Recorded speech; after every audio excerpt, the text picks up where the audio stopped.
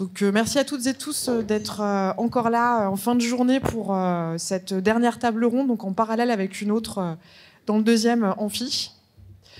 Donc comme l'a dit Fleur, le thème ce sera agriculture, alimentation et usage de l'eau vers une transition durable pour une réponse aux défis climatiques. La table ronde est organisée en 4 axes. Nous démarrons par les constats du changement climatique en Nouvelle-Calédonie.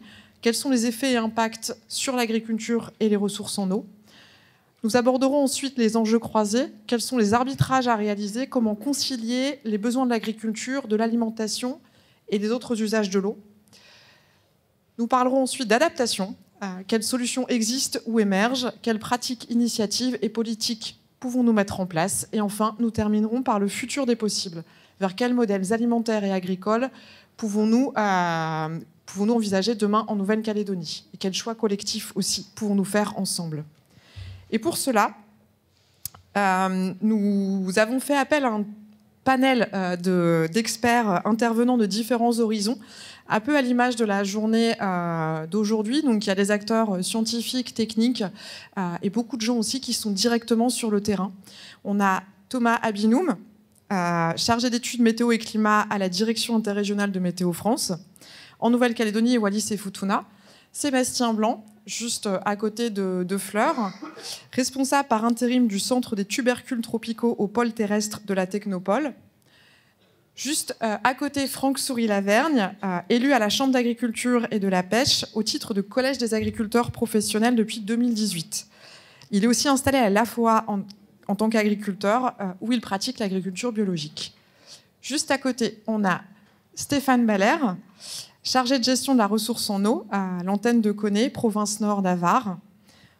À côté de Stéphane, on retrouve Julie Defieux, géographe spécialisée en développement agricole, qui est directrice de l'association Repère, qui est une organisation professionnelle agricole dédiée à l'accompagnement des agriculteurs dans les changements de pratiques et la transition agroécologique. Ensuite, nous avons Yannick Funchiron, chargé de mission à l'agence rurale, où il anime et suit les dispositifs de soutien aux filières céréales et oléoprotéagineux notamment. Il contribue aux réflexions et actions relatives à la transition alimentaire, à la durabilité du système alimentaire. Et en fin de table, on a deux de nos collègues de CLIPSA, Gildas Guidigan, postdoctorant en modélisation des impacts du changement climatique sur les systèmes agricoles en Nouvelle-Calédonie et au Vanuatu, dans le projet CLIPSA, et en tout dernier, Samson Jean-Marie, ingénieur agronome, doctorant en géographie, et sa thèse porte sur les enjeux et capacités et vulnérabilités face au changement climatique en Nouvelle-Calédonie et au Vanuatu, avec un accent particulier sur l'apport des savoirs locaux et les dynamiques d'échange et de connaissances. Voilà, avec ce panel impressionnant de compétences autour de la table, nous avons de quoi aborder l'axe 1, les constats du changement climatique en Nouvelle-Calédonie. Quels sont les effets et impacts sur l'agriculture et la ressource en eau ? Et pour cela, on va d'abord faire appel à Météo France. Et Thomas va nous expliquer quelles sont les évolutions et tendances que l'on peut constater sur les régimes pluviométriques en Nouvelle-Calédonie. Alors, bonjour à tout le monde. C'était la flèche du bas, voilà, oui. Donc on a déjà eu un petit aperçu ce matin, enfin un bel aperçu de l'impact du changement climatique sur les régimes de précipitation, notamment avec la présentation des projections climatiques et qui montre, entre autres, mais qui montre un signal d'assèchement en moyenne annuelle en Nouvelle-Calédonie. Alors ça, c'est quelque chose qui est conforté d'ores et déjà par nos mesures. C'est ce qu'on voit sur ce graphique qui est ici, où on voit en fait l'évolution des cumuls de pluie en saison fraîche, au mois de juin en particulier, depuis, j'arrive plus à voir les chiffres, mais bon, depuis une cinquantaine d'années. Et on voit qu'on a une diminution des pluies hivernales en Nouvelle-Calédonie de l'ordre de moins 11 mm par décennie. Donc un véritable assèchement au cours de la saison fraîche qui est déjà mesuré et qui tombe d'autant plus mal que la saison fraîche, on le sait, c'est aussi l'entrée dans la saison sèche. C'est la période importante pour réalimenter les cours d'eau, et donc ça tombe au moment des périodes d'étiage. Alors, je me trompe de sens. Donc doublé à cette diminution des précipitations en saison fraîche, on a, bien sûr, ça on l'a dit et redit déjà, donc une augmentation des températures. Donc c'est ce qu'on observe sur ce graphique ici. On voit l'évolution des températures en Nouvelle-Calédonie au cours des 50 dernières années, et avec une augmentation de la température qui est mesurée déjà de plus 1,3 degrés. Et donc, le cumul de ces sécheresses, de cette augmentation de la température, évidemment, favorise aussi la recrudescence des incendies. Alors, si on voit qu'on a un signal de sécheresse qui est déjà remarquable, pour autant, ça ne veut pas dire qu'on va être confronté dans les années qui viennent à des pluies toujours de moins en moins fréquentes ou de moins en moins abondantes. Puisque ce qu'on sait aussi, c'est que le changement climatique, il favorise un renforcement des extrêmes. Et donc on s'attend, et on le voit déjà, à avoir des précipitations qui vont être certes en moyenne inférieures aux valeurs qu'on connaît aujourd'hui, enfin, ou qui pourraient devenir inférieures aux valeurs qu'on connaît aujourd'hui.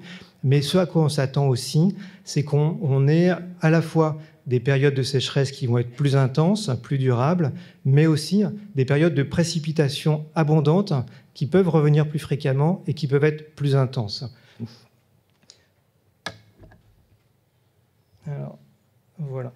Et donc, même si ça ne fait pas office de preuve dans la durée, en tout cas, c'est une observation qu'on a fait au cours de ces 8 dernières années, et c'est que depuis 2017, eh bien, quasiment chaque année, on enregistre des records, tantôt des records de sécheresse, tantôt des records de précipitation.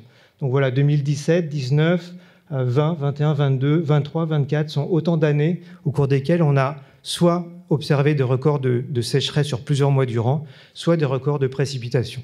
Et donc l'évolution de ces précipitations, dans la durée, à la fois des épisodes de sécheresse, décidément, pardon, de plus en plus intenses, de plus en plus répétés, des périodes de fortes pluies, des événements de fortes pluies de plus en plus marqués aussi, vont faire apparaître une recrudescence des sécheresses, des inondations, et donc avec des conséquences inévitablement sur l'élevage, l'agriculture, la gestion de la ressource en eau, et puis également l'état des sols. Voilà, mais je termine là-dessus, et je passe la parole à... Merci Thomas pour ces constats très alarmants. Donc on va maintenant passer la parole à Sébastien pour répondre, pour identifier les conséquences sur les rendements agricoles et spécifiquement sur les tubercules tropicaux. Bonjour à tous. Donc du coup, c'est difficile de répondre à cette question, Maya, parce qu'on n'a pas forcément, nous, mesuré, évalué l'impact du changement climatique sur les tubercules tropicaux. Mais ce qu'on peut dire, en fin de compte, c'est qu'on voit que l'importance de ces cultures en Nouvelle-Calédonie, de par du côté sécurité alimentaire, que par le côté aussi d'identité culturelle de ces cultures-là. Et j'ai envie de dire qu'il y aura des risques. Les risques qui menacent en fait contre ces cultures sont aussi bien sur les systèmes de culture vivriers traditionnels que sur les systèmes de culture intensifs et conventionnels, quoi. Là, on peut voir, comme le disait Thomas, en fin de compte, ces cultures de tubercules se cultivent essentiellement pendant la période chaude et humide, et elles passent la première partie de leur cycle pendant la saison cyclonique. Donc là, nous, ce qu'on voit, je peux parler des observations que l'on fait, nous, sur nos stations, et effectivement, là, il y aura des risques. Les saisons humides, elles sont beaucoup plus préoccupantes parce qu'on sait que ça va développer des maladies fongiques qui vont impacter l'ensemble de la plante, aussi bien l'appareil végétatif aérien que l'appareil végétatif souterrain, les racines, les tubercules. Donc on peut le voir sur les ignames, l'anthracnose, qui est une maladie fongique qui va attaquer le feuillage, et les pourritures de tubercules qu'on peut retrouver en fin de cycle avec des précipitations trop importantes. Les périodes sèches, elles, quant à elles, vont être problématiques du fait du déficit en ressources hydriques et même en qualité aussi de la ressource hydrique. On peut voir des remontées salines aussi qui pourront impacter la ressource en eau, quoi. Également, les températures, comme le souligne Thomas, les températures qui seront en hausse, elles vont favoriser aussi le développement des ravageurs, quoi. Le cycle des ravageurs va être accéléré et de ce fait pourront être problématiques aussi pour les cultures, notamment parce qu'il y a des insectes, il y a des ravageurs qui transmettent aussi des virus, quoi. Donc on sait aussi que la plupart des tubercules tropicaux se multiplient de façon végétative. Donc du coup, c'est des clones qu'on reproduit d'une année à une autre. Et selon les scientifiques, il y a quand même un risque d'érosion génétique. Et l'adaptation face au changement climatique, il sera long de cette façon-là, parce qu'on va reproduire des clones qui ne sont pas forcément adaptés au climat, quoi. Donc voilà, c'est pour ça que je dis que c'est un risque. Et je pense que je peux laisser la parole à Franck maintenant, qui va... Du coup, à une autre échelle, effectivement, Franck, nous t'invitons à venir nous parler des conséquences sur l'aménagement agricole. Voilà, tu peux rester là, il y avait que... Oui, bonjour, merci pour la question. Donc, voilà, des photos d'inondation, quoi dire, effectivement, comme ça a été dit ce matin, l'agriculture et la pêche sont les premiers secteurs concernés par le changement climatique. Ça fait encore un agriculteur qui se plaint, je suis désolé, je vais conforter cette image qu'on a de la profession, mais je vais essayer par cette prise de parole d'expliquer en quoi, en fait, notre secteur est le premier atteint par le changement climatique. Comme ça a été dit par Météo France, les effets qu'on observe déjà aujourd'hui, c'est des précipitations plus violentes et concentrées, espacées de périodes sèches plus longues et marquées. Concrètement, sur nos filières, qu'est-ce que ça fait? Par exemple, sur l'élevage bovin calédonien, qui est un élevage extensif, à l'herbe, des choses que beaucoup de monde nous envierait en qualité sanitaire et en niveau d'impact environnemental pour une production de viande. Cet élevage bovin, sur des périodes sèches et très longues, il se retrouve en grosse difficulté pour l'alimentation des bêtes. Et donc voilà, c'est un impact qui est de plus en plus fort, étant donné l'évolution du climat.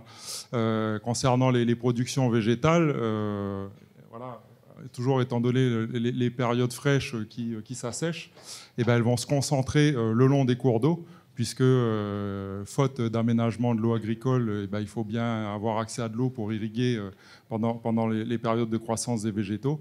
Mais en même temps, ben, ça expose ces zones de culture à des inondations marquées et donc à des dégâts très importants qui sont une catastrophe pour l'agriculteur parce que c'est une perte de revenus directe, mais aussi, ça a été présenté par EVVF tout à l'heure, une catastrophe environnementale parce que ce sont des limons fertiles qui se retrouvent sur les récifs et donc une perte de capital dans la durée pour la production et pour l'environnement. Donc voilà, c'est en ça que l'agriculture est impactée par le changement climatique. Je vais faire court sur cette partie-là parce que je pense que ce qui sera intéressant, c'est de voir les perspectives et qu'est-ce qu'on peut se donner comme objectif pour y répondre. Merci Franck. On voit donc que l'impact du changement climatique est global, mais a aussi des impacts cumulés ou en cascade. C'est ce qu'on va explorer dans l'axe 2, les enjeux croisés, quels arbitrages à réaliser, et notamment comment concilier les besoins de l'agriculture, de l'alimentation et des autres usages de l'eau.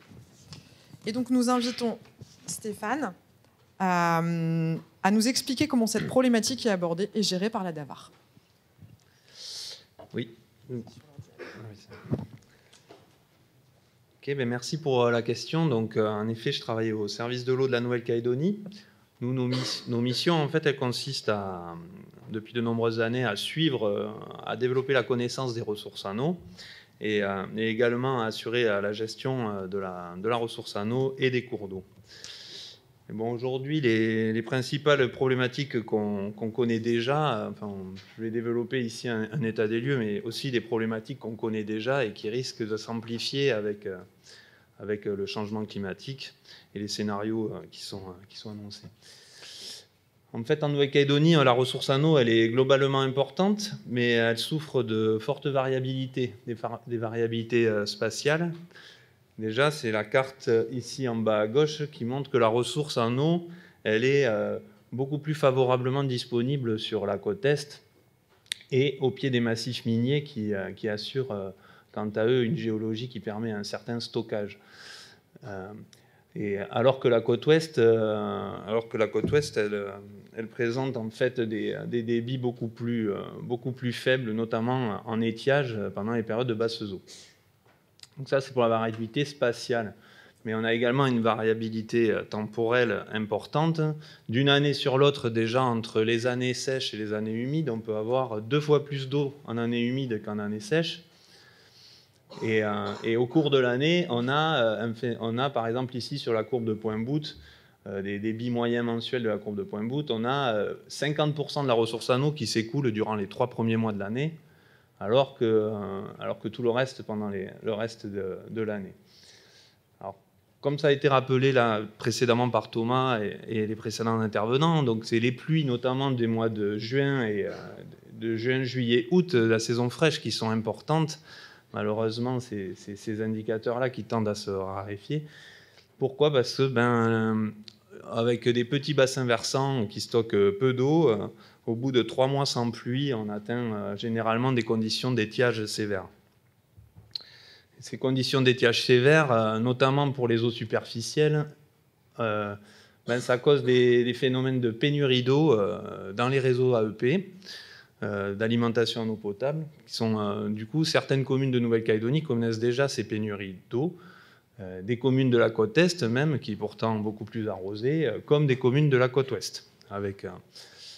Donc ces pénuries d'eau, c'est surtout les captages d'eau superficielle qui représentent la majorité des captages de Nouvelle-Calédonie qui sont sensibles à ces assèchements. Donc, d'où l'importance de développer, si possible, des ressources en eau souterraine pour permettre en fait de passer les étiages sévères. Et par rapport à ces pénuries, la politique de l'eau partagée a identifié des principaux axes de travail et les met en œuvre. Il faut continuer à sensibiliser déjà sur les consommations d'eau, sur le gaspillage d'eau. Je n'ai pas mis de statistiques ici, mais en Nouvelle-Calédonie, on consomme beaucoup d'eau. On est à des ratios importants, de 250 litres à 300 litres par jour par habitant dans les zones urbaines. Et ça peut exploser, être multiplié par 3 ou 4 en milieu rural, quoi. Après, on travaille à la préservation des bassins versants, lutter contre les incendies, les ravageurs. C'est notamment les techniques, les solutions fondées sur la nature qui ont été présentées précédemment. Et voilà. Et il faudrait pouvoir continuer à soutenir l'amélioration des infrastructures pour limiter les pertes d'eau. Et pour cela, la politique de l'eau plaide envers la mise en place d'un cercle vertueux pour améliorer le financement de l'eau en Nouvelle-Calédonie. Alors, je suis désolé, je fais un peu long. Mais... Bon, ensuite, on a également la problématique de pénurie d'eau, ou les risques de pénurie d'eau à des échelles plus larges, donc sur les bassins versants. Donc ici, il se trouve que si on met en rapport l'ensemble des besoins en eau autorisés actuellement face à la ressource en eau qu'on connaît assez bien, on se retrouve pour une année normale avec la majorité des bassins versants, des grands bassins versants à usage agricole qui sortent déficitaires, c'est-à-dire qui ne permettent pas d'assurer un débit minimum dans les cours d'eau. Et donc là, c'est en gros notre gros enjeu en termes de gestion de la ressource en eau. Alors bien sûr, en agriculture, il y a toutes les stratégies d'adaptation qui sont développées autour de cette table ronde. Notamment sur les pratiques culturales, les calendriers culturaux, etc. Mais pour nous, au niveau Nouvelle-Calédonie, il nous manque en fait pas mal de connaissances sur les prélèvements d'eau. Du coup, la récente loi de pays sur le domaine public de l'eau devrait permettre d'améliorer cette connaissance en favorisant le comptage des eaux prélevées connaître les prélèvements d'eau, connaître les réels besoins, à quel moment de l'année, ça peut permettre de passer les épisodes de sécheresse intense. Donc, pour passer ces épisodes de sécheresse intense, il faut mettre en place ce qu'on appelle une gestion intégrée de la ressource en eau. L'idéal, c'est d'avoir une gestion locale, parce que ce n'est pas depuis à l'échelle de la Nouvelle-Calédonie qu'on va pouvoir gérer les épisodes de crise en particulier. Mais voilà, si on arrive à mettre en place des conseils locaux de l'eau, avec la participation de plusieurs acteurs et l'implication du monde agricole comme des services AEP, comme des différentes collectivités, on devrait permettre d'avoir un échange concerté pour assurer cette gestion. Voilà. Bon, je voulais conclure en disant que les problématiques de gestion de la ressource en eau, on les connaît déjà. On a déjà des crises qui sont de plus en plus récurrentes depuis 10 ans. Et du coup, cette gestion, elle ne pourra pas juste être le fruit de la collectivité Nouvelle-Calédonie, elle doit nécessiter l'implication de tous, et notamment de tous les acteurs de terrain. Merci Stéphane. Donc après ces constats et ces enjeux croisés très, très préoccupants, nous allons maintenant aborder le thème de l'adaptation. Quelles solutions existent ou émergent? Quelles pratiques, initiatives et politiques à mettre en place? Et nous allons d'abord commencer par les techniques agricoles économes en eau qui permettent de s'adapter aux effets du changement climatique, mais aussi d'éviter d'aggraver la situation. Franck, d'après toi, existe-t-il des solutions universelles? Bon, comme promis, on passe aux perspectives. Je vais répondre un petit peu différemment à la question, merci. Mais en fait, on voit depuis ce matin qu'on a beaucoup de chance sur notre territoire. On a beaucoup de connaissances, on a beaucoup de gens qui travaillent sur le sujet. Je pense qu'on fait partie des endroits privilégiés dans le monde par rapport à ce niveau de science rapporté à l'habitant. Et je pense que ce qui est important pour réussir notre adaptation ou avoir la moins pire adaptation possible, c'est de mettre en place le maximum de solutions sur le terrain, que ça se concrétise en fait, et pour ce qui nous concerne, se concrétise dans les parcelles des agriculteurs. Et en ça, il faut trouver en fait les moyens de faire la courroie de transmission entre toute cette science et les professionnels qui, eux, sont impactés au jour le jour par le changement climatique. Et donc, en ça, je pense qu'il y a des solutions à trouver non pas pour développer des solutions, mais pour les mettre en œuvre. Mais aussi, pour mettre toutes les chances de notre côté, il sera important, dans les solutions à mettre en œuvre, de voir sur le long terme. Parce que l'adaptation, elle se fait à l'échelle de la parcelle, elle se fait à l'échelle des pratiques du jour le jour, on en a beaucoup parlé, mais elle se fait aussi à l'échelle du territoire, dans la conception même du paysage, parce que l'agriculture, c'est la gestion du paysage pour nourrir la population. Et là-dessus, on a une grosse carence en Nouvelle-Calédonie, déjà avant changement climatique, et elle va être encore plus impactante si on ne se met pas au travail pour répondre au changement climatique. Donc je profite un petit peu de cette tribune pour dire qu'il va falloir à un moment qu'on trouve aussi l'organisation et la capacité de voir sur le long terme et d'organiser notre paysage agricole, parce qu'on ne va pas pouvoir compter indéfiniment, ou en tout cas ça ne serait pas sécurisant sur une alimentation qui est importée pour le territoire. Et donc le meilleur moyen d'être résilient, c'est d'avoir une production alimentaire proche de chez nous, et pour qu'elle soit résiliente, il faut qu'elle soit en capacité de répondre aux sécheresses de plus en plus longues, aux épisodes pluvieux de plus en plus forts, et donc il faut s'organiser, organiser le paysage en fonction, et ça il va falloir avoir une vision à long terme. Merci Franck, c'est un véritable challenge. Et comment le territoire peut-il accompagner les agriculteurs? Et je propose pour cela de laisser la parole à Julie, également à toi Franck. C'est bon. Merci. Donc, je repasserai effectivement la parole à Franck juste après. Parmi les solutions à mettre en place, donc il y a des solutions très pratiques qui vont être développées après. On va parler un petit peu pratique culturelle, variété, semences, etc. Avant tout, peut-être aussi se poser la question de savoir comment est-ce qu'on accompagne le monde agricole et dans quelle mesure le monde agricole justement a besoin d'être accompagné. Et simplement, ce qu'on voulait mettre en avant ici, il y a beaucoup de choses à dire sur l'accompagnement des agriculteurs, mais c'est la mise en réseau, l'importance de favoriser, d'une part, la mise en réseau des agriculteurs et de l'accompagner, mais aussi de favoriser la mise en réseau de l'ensemble des acteurs et des partenaires agricoles qui interviennent justement pour accompagner toute cette transition-là dont on est en train de parler, qu'on a besoin de mettre en place et pour laquelle on a absolument besoin de partager nos expertises, nos projets. Et c'est un aspect très important, en fait, cette mise en réseau. Donc des agriculteurs entre eux, puisque le partage entre pairs est essentiel dans le domaine agricole pour pouvoir progresser, faire progresser les pratiques, et la mise en réseau entre partenaires du monde agricole et même plus largement du monde des acteurs des associations en faveur qui agissent en faveur de l'environnement, les acteurs plus institutionnels, la formation, voilà tous les secteurs en fait qui peuvent faire réseau pour pouvoir accompagner les changements de pratiques et la transition agroécologique. Je vais repasser la parole à Franck pour des exemples plus concrets sur des modèles d'accompagnement spécifiques. Oui, merci. Donc, effectivement, un premier exemple, il n'est pas en Nouvelle-Calédonie celui-là, mais j'en parle parce que je pense qu'il peut être inspirant. Ce n'est pas une manière de mettre la pression à la science pour dire qu'on a besoin de données pour y arriver, mais un petit peu aussi. Donc ça s'appelle Climatera, c'est le plan d'accompagnement au changement climatique des agriculteurs qui est mis en œuvre par les chambres d'agriculture France.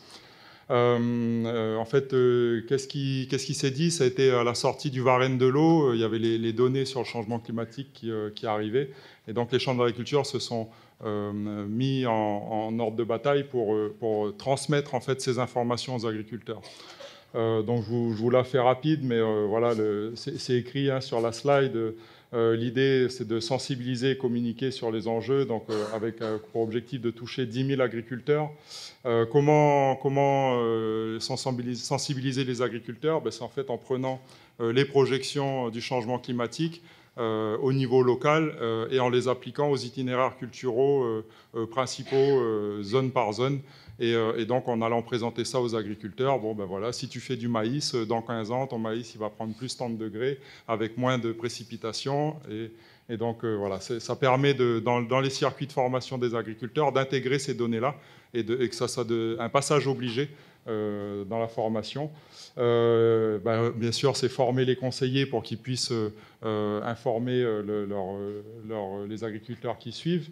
Ensuite, promouvoir la démarche de transition. Ça, c'est de la communication. Engager les collectifs dans la transition des entreprises agricoles. Donc, ça, c'est à travailler à l'échelle collective pour réfléchir à est-ce qu'il peut y avoir des changements de culture qui soient faits dans les régions? Est-ce qu'il faut revoir du coup les outils post-récolte si on change les cultures? Comment l'agro-industrie va s'adapter avec ces nouvelles cultures, etc. Et donc ensuite accompagner la transformation d'exploitation agricole sur quelques exemples, c'est-à-dire avoir un accompagnement très approfondi des agriculteurs, de quelques agriculteurs, pour servir un petit peu de base de données pour ensuite la dernière action, pour faire de la massification et donc permettre aux agriculteurs d'avoir des informations sur quelles peuvent être les transformations faites à la ferme pour être plus résilients dans le cadre du changement climatique. Donc ça, voilà, encore une fois, c'est en métropole, mais je pense qu'on pourrait s'en inspirer en Nouvelle-Calédonie. En tout cas, nous, on est porteurs de cette volonté-là, et donc dès qu'on pourrait se mettre en œuvre, on est prêt. Ça, par contre, ça se passe ici, c'est déjà en œuvre, c'est quelque chose qu'on fait auprès de nos ressortissants. Alors, j'aurais pu parler de Pérenne, mais VVF l'a fait tout à l'heure pour ceux qui étaient déjà dans l'amphithéâtre. C'est un autre projet. Donc ça s'appelle Resalim, et l'idée c'est de voir qu'est-ce qu'on pourrait apporter comme solution aux éleveurs pour gagner en autonomie sur la production d'aliments pour leurs élevages. Donc voilà, j'ai parlé de l'élevage bovin qui est très impacté, c'est pas le seul. Mais voilà, comment pouvoir être le plus résilient possible face à des sécheresses accrues, comment être aussi plus autonome à l'échelle du territoire sur d'autres filières qui dépendent beaucoup de l'importation pour l'alimentation des animaux. Donc c'est de l'accompagnement technique sur le terrain, c'est des parcelles qui sont qui servent de support à du partage de nouvelles techniques. Et voilà, c'est du concret, ça intéresse les agriculteurs parce qu'on parle de résilience économique, on parle d'essayer d'être résilient. Voilà, donc c'est une manière concrète de faire de l'accompagnement de groupe pour répondre à des vraies problématiques. Désolé pour le téléphone. Non, c'est pas toi. C'est tout pour moi. Merci Franck. Donc si l'accompagnement des agriculteurs est extrêmement important, tous n'attendent pas d'être accompagnés pour s'adapter. Nombreux sont ceux qui testent, développent des stratégies d'adaptation sur leur territoire. Et donc nous allons maintenant faire appel à Samson, parce que l'adaptation des agriculteurs est au cœur de ton sujet de thèse. Peux-tu nous en dire quelques mots sur les agriculteurs, les exemples issus des enquêtes que tu as menées auprès des agriculteurs en Nouvelle-Calédonie? Merci Maya. Je vais présenter ici quelques exemples concrets des solutions adaptatives au changement climatique que j'ai pu observer sur le terrain dans le cadre de ma thèse que j'ai conduit au sein du projet CLIPSA. Ici, donc, ce sont quelques exemples. Par exemple, un agriculteur qui va différer le désherbage ou va désherber de manière localisée. Quand je parle de différer, c'est le fait que l'agriculteur va laisser la plantule pousser avec les mauvaises herbes pour éviter que le sol perde trop d'eau et va plutôt désherber aux alentours de la plante pour essayer de limiter l'infiltration des rayons solaires dans le sol. Donc il y a deux phénomènes, l'évaporation et la transpiration. Le sol perd de l'eau par l'évaporation et la transpiration. Il va privilégier un phénomène sur l'autre qui est plutôt l'évaporation.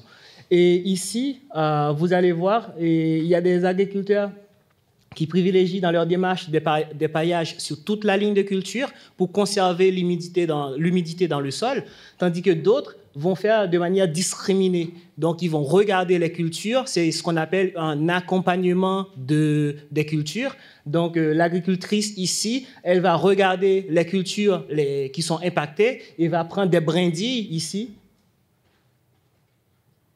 entourer les cultures avec des brindilles pour essayer de protéger une à une.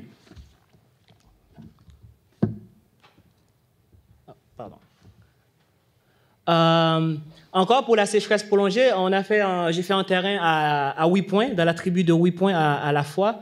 Ici, vous avez un système mixte de système d'irrigation. L'agriculteur, durant la période de 2016, a subi une forte période de sécheresse, a quasiment abandonné sa culture. Il y a son fils qui a acheté ce réservoir pour lui. Il a commencé à capter l'eau, créer un système d'irrigation avec la tuyauterie que vous voyez ici. Et heureusement, la période de la Niña est arrivée. Donc, il va développer un autre système d'irrigation à ciel ouvert pour pouvoir continuer à cultiver. Ici, vous avez des cultures, ce sont des agrumes, mais avec un système plutôt mixte, paillage, enherbement et irrigation. Donc, c'est combiner ces trois systèmes pour pouvoir garder encore l'humidité dans le sol. L'autre système ici que vous avez, c'est le système 2. C'est un système bricolé que je parle dans mon travail. C'était pour irriguer sa parcelle de taro, qui était la parcelle prioritaire. Mais il y a ce qu'on appelle des effets débordants. C'est des effets inespérés. Ici, ce sont ces petits-enfants sur les bordures du canal qui ont planté des taros. Et puis, voilà, il est très content de pouvoir récolter ces taros. Ce n'était pas le but de ce système. C'était plutôt pour irriguer son champ. Et là, vous voyez, c'est un système qui vient tout juste de mettre en place. Et là, c'est un système qui est déjà en place depuis très, très longtemps. Et le dernier exemple que je vais prendre sur le terrain encore, ce même agriculteur a subi la sécheresse, mais aussi, durant la période de la Niña, il a subi bon nombre de pertes dans ses champs à cause de l'inondation, surtout les ignames et le manioc. Donc, qu'est-ce qu'il a fait? Il a décidé de relocaliser une partie de ses cultures en hauteur. Ici, son champ a été relocalisé. Mais durant cette relocalisation, le problème, c'est que quand vous plantez en pente, donc, vous êtes sujet à l'érosion. Il faut ce qu'on appelle négocier. Et cette négociation, ce n'est pas seulement technique, c'est une négociation sociale, parce que parfois, il y a des conflits pour le foncier. Donc, du point de vue technique, il a mis des cordons pierreux pour limiter l'érosion. Il a mis aussi les tuteurs un peu inclinés durant la forte période de vent, surtout durant les périodes cycloniques, pour éviter que ces cultures, normalement, soient impactées. Et aussi mettre un peu de paillage pour garder l'humidité. C'est mon mot de conclusion. Il y a des choses aussi qu'on n'explique pas forcément. Le fait de planter dans des systèmes agroforestiers, pour l'agriculteur, c'est normal. Ce sont des détails. Mais dans le cadre de notre travail, ce sont des détails de taille qui nous intéressent. Et je vais conclure par ces mots. Ce qui en ressort de l'analyse, c'est que les réponses locales sont rarement isolées. Elles combinent des éléments techniques, sociaux, fonciers et souvent non verbalisés. Certaines pratiques ne sont pas toujours nommées ni revendiquées, mais elles expriment une connaissance profonde du milieu et une volonté constante d'ajustement. Au-delà des graphiques qu'on nous a présentés ce matin, des données qui sont très importantes, ces stratégies méritent d'être reconnues, non seulement comme réponse aux urgences climatiques, mais comme forme de résilience et de savoir collectif actionnable dans les politiques publiques.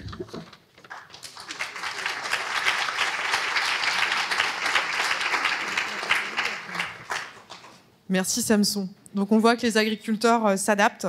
Et qu'en est-il des plantes? Peut-on simuler la réponse des plantes cultivées face aux impacts du changement climatique? Gilda, si tu peux nous éclairer sur le sujet. Merci Maya.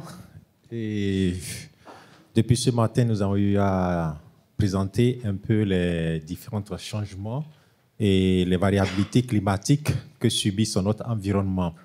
Et cela n'épargne pas les plantes, puisque les plantes sont beaucoup plus sensibles à la vulnérabilité des changements climatiques.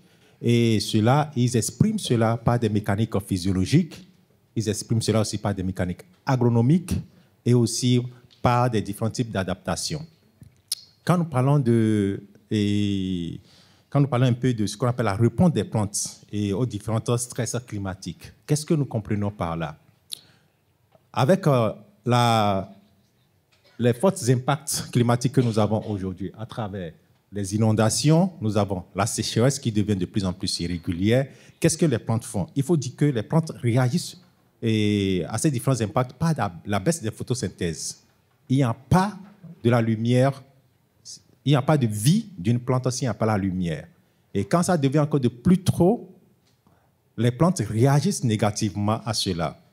Donc, la plante, il ne faut pas oublier, c'est comme nous les hommes, où nous avons, au niveau de la peau, nos pores qui permettent de pouvoir respirer. C'est la même chose au niveau des plantes. Les plantes, au niveau de leurs feuilles, ont ce qu'on appelle, réagissent à travers le phénomène de la photosynthèse. Donc, ils captent la lumière et à travers cette lumière-là, ils génèrent ce qu'on appelle un système de photosynthèse, ce qui leur permet de pouvoir croître et se développer. Et c'est à travers la croissance et le développement que nous avons ce qu'on appelle la productivité. Donc, ils produisent beaucoup plus maintenant, et soit des tubercules, soit du céréales, ce que nous avons, ainsi de suite. Mais quand tous ces éléments viennent s'accumuler, la plante réagit automatiquement pour dire « Ah, attention, il y a quelque chose qui ne va pas ». Et automatiquement, il dit « OK, ce que j'ai à faire simplement, c'est pouvoir réduire les pores, ce qu'on appelle les stomates. » Donc, il réduit cela pour pouvoir vraiment faire face aux hausses de la température. Donc, quand il réduit cela, ça impacte automatiquement la croissance. Et quand ça impacte la croissance, automatiquement, ça impacte aussi le développement. Et quand ça impacte le développement de la plante, sachez que nous avons ce qu'on appelle la diminution de la productivité. Donc, la récolte potentielle auquel nous attendons, cela carrément est diminué et nous avons ce que nous avons aujourd'hui. Donc, ça, c'est un élément. Ensuite, maintenant, nous avons la réduction de la fertilité. Donc, s'il y a forte chaleur, vous savez qu'avec les plantes, nous parlons beaucoup plus de ce qu'on appelle la floraison et l'ovulation, etc., par les différents systèmes foliaires. Donc, avec la forte chaleur, tous ces différents éléments grillent, ce qui rend la plante stérile. Est-ce qu'il y aura encore reproductivité pour qu'on puisse avoir vraiment de rendement? Non, il n'y aura plus de rendement. Il y aura baisse de rendement ou même plus de rendement. Ceci est dû à ces phénomènes climatiques. Donc, nous avons l'accélération du cycle à travers quoi? À travers moins de temps pour la production des graines. Donc, soit c'est les tubercules. Donc, au lieu d'attendre peut-être 6 mois ou bien d'attendre 10 mois ou bien 12 mois pour pouvoir avoir le rendement qu'il faut, si c'est le manioc, si c'est l'igname, etc., là, déjà à 6 mois, il peut vous donner la réponse qu'il faut. À 5 mois, il vous donne la réponse qu'il faut, mais pas avec le rendement que nous voulons. Donc, c'est pour ça, nous, les chercheurs, qu'est-ce que nous faisons? Il y a la FAO qui a mis en place un système pour pouvoir simuler le rendement, le potentiel rendement, en utilisant les éléments climatiques. Donc, pour cela, nous avons la FAO qui a son modèle climatique qu'on appelle, modèle de simulation agricole qu'on appelle AquaCrop. Il y a les Australiens aussi qui ont créé aussi pour eux qu'on appelle APSIN. Il y a aussi DESAT, etc. Mais dans le cas du projet CLIPSA, nous utilisons APSIN pour pouvoir faire les simulations des rendements futurs et des tubercules et aussi des céréales. Mais nous nous basons seulement sur les tubercules. Alors, qu'est-ce que APSIN? Donc, c'est juste un exemple que vous avez au niveau de la photo qui est à votre gauche. Donc, ici, il présente globalement comment est-ce que cela fonctionne. Les gens me disent, mais comment est-ce que vous faites une simulation agricole, mais on ne comprend rien du tout. Ça, c'est très simple. Donc, nous collectons des données in situ. Donc, nous avons des données que nous collectons auprès des différentes cultures. Merci beaucoup pour Sébastien ils ont mis à notre disponibilité des données et des tubercules. Donc, nous collectons ces différentes données. Nous collectons aussi les données climatiques. Nous avons déjà les données climatiques que nous produisons dans le cadre du projet CLIPSA. Donc, ces données climatiques sont débiaisées. Donc, une fois que ces données sont débiaisées, nous introduisons aussi dans le système. Donc, ensuite, maintenant, des données du sol, des données agronomiques que nous avons collectées. Donc, tous ces éléments sont collectés et ensuite, maintenant, mis dans le modèle APSIN. Donc, nous faisons, d'une part, la calibration du modèle, parce qu'il faut le faire dans le milieu où nous voulons vraiment faire la production. Donc, le modèle, c'est comme nous voulons reproduire, au fait, la plante. Donc, c'est comme si je veux semer ou bien je veux planter l'igname dans un milieu, mais nous le faisons dans le modèle. Donc, en regroupant toutes les conditions qu'il faut. Donc, quand toutes ces conditions sont très bien réunies, nous faisons maintenant la simulation, nous pouvons faire une projection sur 2050 pour voir ce que nous avons comme récolte potentielle. Donc, tout ceci nous permet d'avoir les réponses maintenant qui sont là. Nous avons ce qu'on appelle une base de données qui est créée, et cette base de données, c'est les résultats maintenant qui sortent de ces différentes simulations. Et à partir de ces simulations, nous pouvons générer des cartes, nous pouvons générer tout ce qu'il faut comme éléments statistiques pour dire, voilà ce que nous avons, même créé des cartes, et ces cartes pour déjà montrer où sont les différentes potentielles et récoltes que nous pourrons enregistrer d'ici 2050. Qu'est-ce qu'il y aura? Est-ce que nous aurons une hausse? Est-ce que nous aurons une basse? Et est-ce que nous aurons des déplacements, ce qu'on appelle shift of date of seeding, c'est-à-dire quoi? La date de semis. Est-ce que cela va se déplacer, etc. La gestion de l'eau, donc c'est tout un tas d'éléments et de composantes et d'outputs que nous avons lorsque nous faisons la simulation. Donc, pour dire globalement, donc, l'outil de simulation APSIN permet de pouvoir reproduire la croissance des cultures. Donc, nous reproduisons la croissance des cultures. Ensuite, nous testons les différents scénarios climatiques. Donc, sur les scénarios 4.5 et 8.5 pour voir qu'est-ce que nous avons comme résultat. Ensuite, nous évaluons les pratiques agricoles alternatives, à savoir les dates de semis, les différents types d'irrigation, etc. Ensuite, nous évaluons la réponse des cultures, que ce soit tubercules, que ce soit céréales comme le maïs, etc. Donc, nous évaluons cela pour pouvoir voir quels sont les différents types de variables climatiques qui impactent la production. Et ensuite, qu'est-ce que nous faisons? Ensuite, nous anticipons maintenant les effets du changement climatique et ensuite, nous soutenons la prise de décision agricole. Donc, à partir de tous ces différents éléments que nous avons comme output, comme résultat, nous proposons maintenant des différents types de stratégies d'adaptation et mon collègue Samson en a proposé certains. Donc, les différents éléments que eux autres collectent au niveau du terrain, nous les présentons, nous envoyons aussi dans le modèle pour créer maintenant ce qu'on appelle des différents types de scénarios d'adaptation. Et ces scénarios d'adaptation, maintenant, nous essayons d'ajuster pour voir est-ce que s'ils font du paillage, quels résultats eux autres ils ont. En plus du paillage, maintenant, nous pouvons ajuster d'autres éléments pour voir est-ce que cela nous permet de pouvoir avoir le résultat. Je sais que j'ai dépassé le temps. Donc, pour conclure, c'est pour dire quoi? C'est pour dire que les plantes réagissent au changement climatique, mais leurs réponses peuvent, entraîner des pertes de productivité. Et grâce au modèle comme le modèle APSIN, nous pouvons, comprendre ces réponses, tester les stratégies d'adaptation, contribuer à une agriculture durable et résiliente, mieux comprendre aujourd'hui pour pouvoir produire demain. Donc, moi, je finis pour conclure pour dire quoi? Anticipons aujourd'hui pour nourrir demain. Merci beaucoup. Merci Gildas. Donc, il est maintenant temps d'aborder le futur des possibles. Quels modèles alimentaires et agricoles demain en Nouvelle-Calédonie? Nous avons vu que les territoires, les institutions, les collectifs, les agriculteurs et même les plantes s'adaptent. Mais pour envisager un futur ensemble, devons-nous aller vers une transformation, une autonomie des systèmes agroalimentaires et des comportements alimentaires en Nouvelle-Calédonie? Et nous laissons la parole à Yannick pour nous éclairer sur ce sujet. Bonjour, donc moi je vais reposer quelques éléments de constat afin de s'interroger sur la durabilité de notre système alimentaire et conclure donc par une opportunité. Donc un diagnostic effectué en 2021 dans le cadre de Protège révèle sur différents axes les forces et faiblesses de notre système alimentaire. Et pour la présentation aujourd'hui, je vais m'appuyer sur une illustration de ce diagnostic sur l'axe environnemental. Donc comme cela a été précisé, donc nous allons devoir faire face à des phénomènes extrêmes plus fréquents et plus marqués.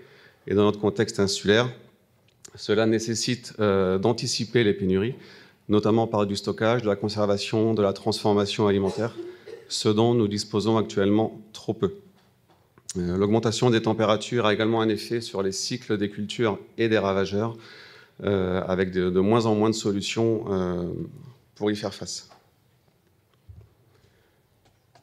Il est essentiel de poursuivre les efforts en termes de pratiques agricoles durables et d'amplifier la transition agroécologique, et sur le sujet de l'eau notamment. Donc ça, c'est les chiffres du diagnostic. Donc globalement, l'agriculture consomme 70 millions de mètres cubes d'eau. C'est presque autant que l'adduction en eau potable, qui atteint les 80 millions de mètres cubes. Donc on a bien une idée de ce qui se passerait en cas de pénurie. La valorisation des déchets organiques également, donc qui existe, mais qui est à amplifier pour permettre de ramener cette matière organique au niveau du sol, pour faciliter la rétention et le stockage de l'eau. Et enfin, en termes de production alimentaire, globalement, on est évidemment encore trop dépendant des énergies fossiles. La sobriété et la réduction des pertes et gaspillages à chacun des maillons du système alimentaire sont vraiment des changements de pratiques à adopter et qui doivent guider la construction des plans d'action, en associant bien sûr les acteurs de la recherche et de l'expérimentation. On en a eu des exemples aujourd'hui, qui doivent identifier les solutions de demain, donc pragmatiques, adaptées aux agriculteurs et sur des pas de temps supportables. Les initiatives citoyennes également qui vont dans ce sens doivent être soutenues et accompagnées. Des chiffres qu'on connaît tous, mais que j'ai souhaité rappeler pour finir de répondre à la question de la durabilité de notre système alimentaire. Donc aujourd'hui, en Nouvelle-Calédonie, on produit à peu près 20% de notre alimentation. 90% de l'impact carbone se joue au maillon de la production. Finalement, seuls 10% peuvent être impactés au maillon transport. Et les protéines animales, bien qu'elles représentent 30% de l'assiette, impactent pour 70% au niveau carbone. Les effets sur notre santé sont évidemment considérables. En Nouvelle-Calédonie, on a 2/3 des adultes qui sont en surcharge pondérale et 38% des enfants à 12 ans qui le sont déjà également, avec les coûts que l'on connaît.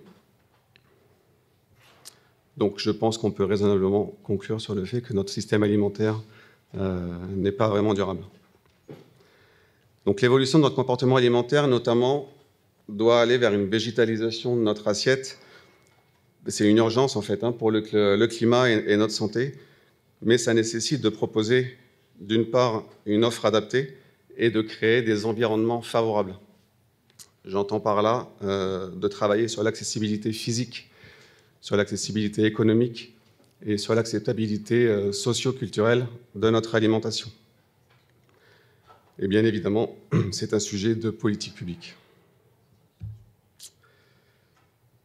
Donc la stratégie calédonienne du changement climatique intègre un volet agriculture et alimentation et se traduit d'un point de vue opérationnel en un plan d'action qui a été construit collectivement et qui doit aujourd'hui être adopté pour servir de feuille de route justement aux différentes politiques publiques sur nos différentes strates institutionnelles et mis en œuvre.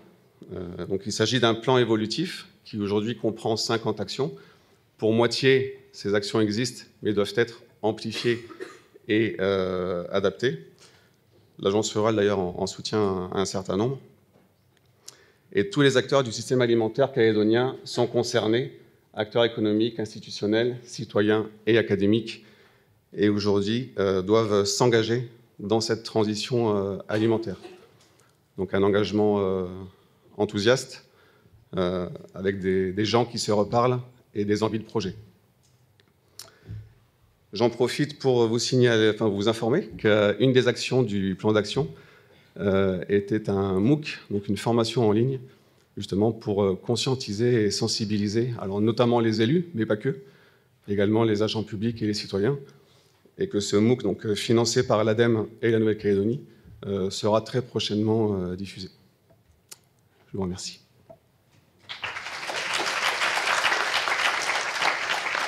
Merci Yannick. Et pour conclure, nous passerons la parole à Julie et Sébastien pour nous expliquer s'il est possible d'envisager des systèmes de production plus autonomes et économes en Nouvelle-Calédonie. Du coup, je vais défiler avec ça. Alors, il y a beaucoup de choses qui ont été dites déjà, notamment des exemples très concrets d'adaptation dans les champs, etc., solutions proposées par les agriculteurs. Ici, le message qu'on veut faire passer, peut-être presque en conclusion, puisqu'on arrive à la fin, c'est qu'il est important de favoriser des systèmes de production, et plus généralement des systèmes alimentaires, qui soient les plus économes, les plus autonomes possibles. Donc, qu'est-ce qu'on entend par là ? En fait, comme on disait, on a parlé de choses très concrètes. Peut-être s'il y a deux grands messages qu'on pourrait faire passer, c'est qu'il est important dans les systèmes agricoles à développer aujourd'hui de favoriser les équilibres écologiques. Donc je dirais à deux grands niveaux. Au niveau de la diversité végétale, de la biodiversité sur les exploitations agricoles, et puis aussi au niveau du sol, la biodiversité du sol. Donc, alors, un premier élément sur la biodiversité végétale, ce qui est important de mettre en avant, c'est que la biodiversité, elle va rendre des services, différents types de services, on va dire, écosystémiques. Il y a des services de régulation et des services qu'on va appeler plus d'approvisionnement. Donc les services de régulation, par exemple, ça va être pour une haie, par exemple, qui rend des services sur la protection des cultures parce qu'elle va pouvoir héberger des auxiliaires de culture. Ça, c'est un service de régulation. De la végétation qu'on va planter pour limiter les problématiques d'érosion, c'est un service de régulation. Voilà, donc ça, c'est un exemple. Les services d'approvisionnement, ça va être le fait que la diversité végétale sur l'exploitation, enfin, la présence de végétation sur une exploitation agricole, elle va fournir de la nourriture, elle va fournir de l'eau, elle va fournir du bois, donc potentiellement du combustible, des ressources génétiques, etc. Donc ça, c'est les services d'approvisionnement. Donc en fait, ce qui est intéressant, c'est d'arriver sur les exploitations agricoles à équilibrer les services écosystémiques, donc à équilibrer les services de régulation, les services d'approvisionnement et à faire en sorte que les pratiques et les aménagements agroécologiques favorisent l'équilibre de ces différents services entre eux, favorisent les écosystèmes. Et donc au bénéfice de la production agricole et de la production donc alimentaire, de la fourniture de notre alimentation. Après, je parlais tout à l'heure aussi de la biodiversité au niveau des sols, la fertilité des sols. Donc ça, c'est un concept, c'est la base de l'agroécologie, la fertilité des sols. Donc là, ce qu'on peut mettre en avant, il y a énormément de choses à mettre en avant, mais c'est le fait de promouvoir en agriculture tout ce qui est pratique régénérative des sols. Donc, à titre d'exemple, on peut parler des plantes de couverture, des apports de matière organique, tout en favorisant les solutions locales, parce qu'il existe aujourd'hui des filières de production de produits organiques locaux et donc une filière en pleine expansion et qu'il est important de favoriser. Notre situation insulaire nous oblige encore plus à avoir ce genre de démarche. On a aussi dans les pratiques régénératives la réduction, si nécessaire, du travail du sol pour éviter les tassements, etc. Évidemment, les rotations de culture, etc., etc. Et puis donc, toutes ces pratiques régénératives, elles vont permettre de développer la fertilité naturelle du sol. Donc la fertilité à différents niveaux, au niveau physique, donc la structure du sol, au niveau chimique, donc tout ce qui est présence de nutriments, etc. Et puis au niveau biologie, donc la vie du sol. On en parlait tout à l'heure, il y avait Thomas Crozet qui intervenait sur les micro-organismes, sur les champignons, les bactéries, etc. Donc toute cette vie du sol qui va pouvoir permettre de favoriser la fertilité. Et puis après, je te passe la parole à la fin, tu veux bien? On fait comme ça, c'est plus simple. On voulait aussi mettre l'accent sur la diversité, la biodiversité cultivée, on va dire, et l'importance de pouvoir donc développer les approvisionnements en semences en variétés. Et je laisserai la parole à Sébastien, mais juste je voulais souligner le fait qu'il existe une filière de production de semences paysannes locales en Nouvelle-Calédonie, qui elle aussi prend beaucoup d'ampleur, qui est gérée de manière très professionnelle et de plus en plus professionnelle, et qui vise justement à se professionnaliser. C'est une filière de semences paysannes locales et biologiques, donc qui est en émergence pour le moment, les semences maraîchères et les semences de plantes de service. Donc il y a un projet qui s'appelle Greenhouse, qui est porté par des producteurs de semences locaux, que nous accompagnons aussi au niveau de repères techniquement. La Chambre d'agriculture accompagne aussi cette démarche. Et voilà, c'est quelque chose qu'on voulait souligner. Et c'est important, si cela vous intéresse, d'aller voir de quoi il s'agit exactement et quelle est la dynamique. On peut trouver facilement des renseignements sur Internet, autant sur Facebook que via leur site Internet Greenhouse. Et je vais laisser la parole à Sébastien pour les variétés, notamment de tubercules tropicaux. Merci beaucoup.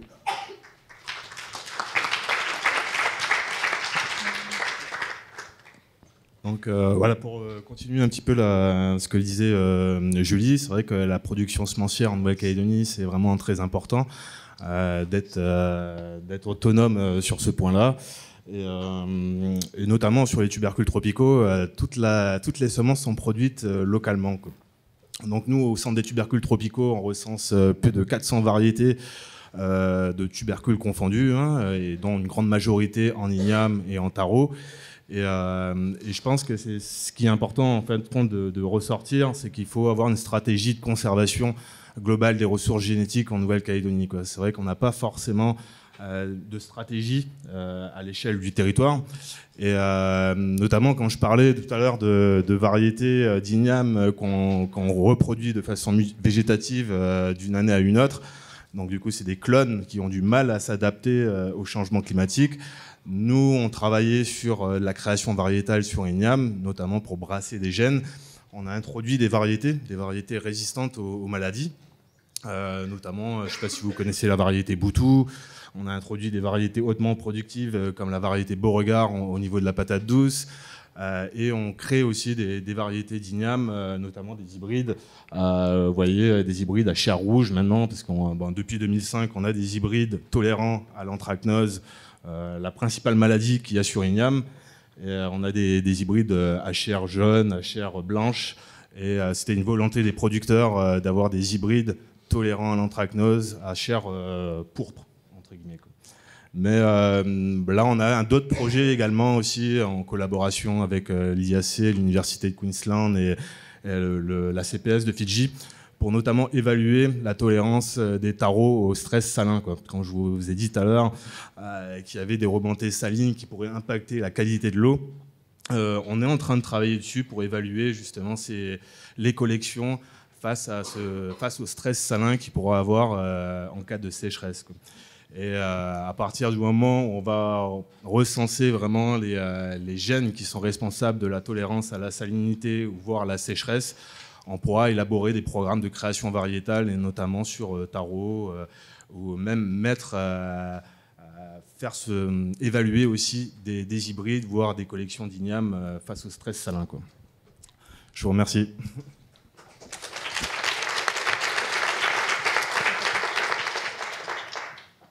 Merci beaucoup à tous les 7 pour avoir décliné les différents impacts du changement climatique à toutes les échelles du territoire, et ce jusqu'à la parcelle, et pour avoir redécliné l'ensemble des solutions, adaptations qui étaient envisagées aussi, de la parcelle jusqu'à l'ensemble du territoire. Je tiens à souligner aussi qu'il est intéressant de voir que si le changement climatique et ses impacts étaient jusqu'à présent beaucoup aux mains des scientifiques, depuis quelques années, on voit que de nombreux acteurs qui étaient ici présents s'en emparent, et que c'est ensemble qu'on pourra du coup construire un futur plus résilient pour faire face au changement climatique. Nous en avons désormais terminé pour cette table ronde, mais je vais laisser la parole à Fleur, qui a quelques éléments de conclusion et de rappel à nous faire. Oui, alors en élément de conclusion, c'est plutôt des points essentiels qui peuvent être assemblés dans un poster qui est mis à disposition à la sortie de l'Amphi 400, qui est réalisé par l'assistance technique Clipsa. On a eu, alors je ne sais pas si vous avez pu utiliser l'application Slido pour poser des questions, mais on a vu qu'il n'y avait pas de questions, donc on veut laisser un petit temps d'échange. Pas trop, puisqu'en fait, à 16h30, nous avons la projection de la Terre à la mer ici dans cette salle. Donc on peut prendre 1 ou 2 questions pour les intervenants, si vous en avez.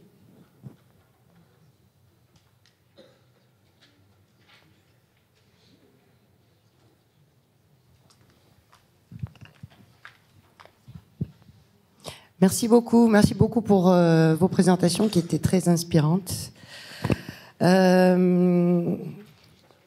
Il y a effectivement, comme vous l'avez dit, il y a beaucoup d'initiatives, il y a beaucoup de gens qui se mobilisent pour essayer de faire valoir un autre modèle agricole. Ce qu'on peut déplorer sans doute, et je voudrais avoir votre avis là-dessus, mais c'est peut-être certains retards dans les politiques publiques. C'est-à-dire que les mêmes politiques publiques qui, il y a quelques décennies, ont incité les agriculteurs, les ont orientés vers un système productiviste, ces mêmes politiques publiques aujourd'hui devraient justement aller beaucoup plus loin dans l'aide à la transition. On sait que c'est très compliqué, que c'est très coûteux pour un agriculteur de basculer d'un système productiviste à un système agroécologique. Et voilà, je pense que si on fait aujourd'hui le calcul de la part des aides au secteur agricole qui vont aux pratiques agroécologiques et qui vont à l'agriculture conventionnelle, je pense qu'on est encore loin de ce qu'il faudrait atteindre pour vraiment impulser une vraie dynamique de transition.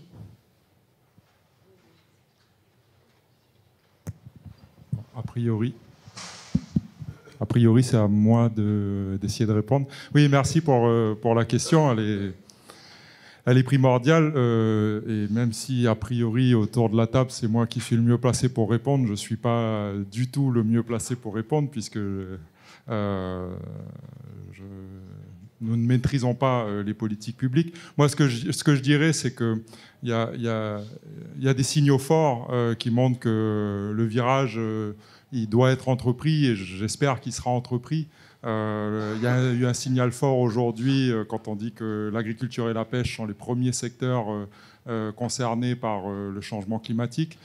Je suis désolé, je suis obligé de l'évoquer, c'est pas du tout le lieu, mais bon, en même temps, on vit tous en Calédonie. Il y a un signal fort quand on voit que dans l'accord qui va nous être soumis en février, le premier secteur de diversification économique qui est cité, c'est celui qui nous amènerait vers une autonomie alimentaire. Donc je pense que c'est tout un tas de signaux qui montrent qu'effectivement, il y a un besoin de s'emparer du sujet. Il y a un besoin d'avoir une agriculture qui nourrisse plus la population et dans le même temps qui soit plus résiliente face au changement climatique, puisque elle a besoin de s'adapter parce que les conséquences sont déjà là et elles vont être de plus en plus présentes. Donc voilà, moi je pense qu'effectivement il faut le dire, il faut le répéter pour qu'on puisse espérer que ça soit pris en compte et que de toute façon on n'a pas le choix, ça va l'être et tout le monde va se mettre en œuvre pour arriver à ces fins-là.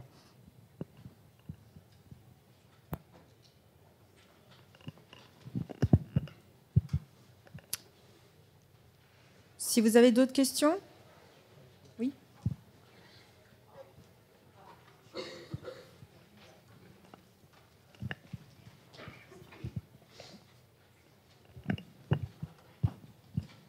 Je voulais savoir, là actuellement, on a parlé essentiellement des tubercules.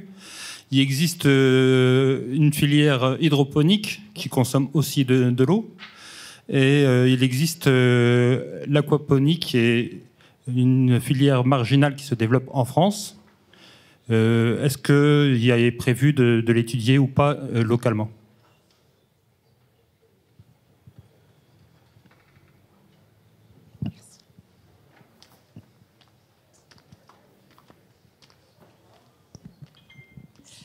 Alors, je ne pense pas que je vais pouvoir répondre de manière complète à la question, mais peut-être juste... alors, à notre niveau, au niveau de l'association Repère, donc on est une organisation professionnelle qui regroupons donc des agriculteurs, et on a eu donc un projet aquaponique qui nous a beaucoup intéressés, qui faisait partie du réseau, qui s'est arrêté malheureusement par manque de fonds. Et c'est un système qui nous intéresse beaucoup. D'ailleurs, on s'est formé aux techniques de l'aquaponie via une entreprise en métropole pour justement essayer de voir dans quelle mesure c'est un système qui pourrait faire partie des solutions, on va dire, hors sol alternatives, puisque l'aquaponie permet de produire sans utiliser d'engrais de synthèse, en principe, même si les équilibres au niveau des solutions ne sont pas toujours évidents à trouver, d'après ce qu'on a compris. En tout cas, c'est quelque chose auquel on s'intéresse beaucoup, qu'on va continuer à étudier à notre niveau. Et je sais aussi qu'il existe des petites solutions qui ont été déployées, enfin des petites solutions, c'est pas du tout péjoratif, au contraire, des solutions toute petite échelle qui ont été déployées dans le cadre de Protège, mais en Polynésie française, pas encore, je crois, en Nouvelle-Calédonie. Mais du coup, je pense qu'il y a du potentiel sur cette filière. Je ne sais pas si quelqu'un d'autre veut compléter.